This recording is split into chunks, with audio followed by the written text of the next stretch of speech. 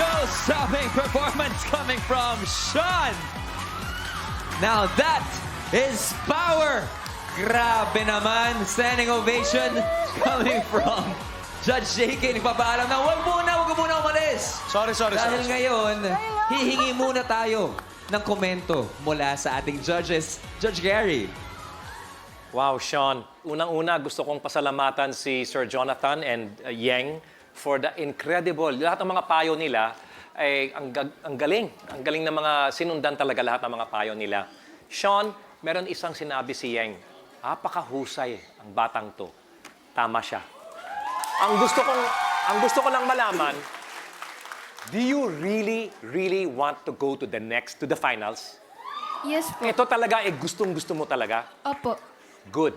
Because yan ang na-sense ko. Yan ang na-feel ko sa performance. Uy! Thank you, Sir Gary. Now, let's ask Judge Angeline. Doc.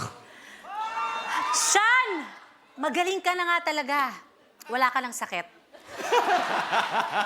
Alam mo, ang dami ko pa sanang gustong isulat, pero dahil sa performance mo ngayon, nakalimutan ko, wala na ako nasulat. So, sasabihin ko na lang talaga ng personal. Sean, akala ko grand finals ngayon. Thank you po. Salamat sa performance mo dahil talagang pinaghandaan mo tong ngayong gabi. So, good luck and congratulations. Thank you po. Maraming salamat sa ating judges to vote for Sean sa pagbubukas ng voting lines na malapit na.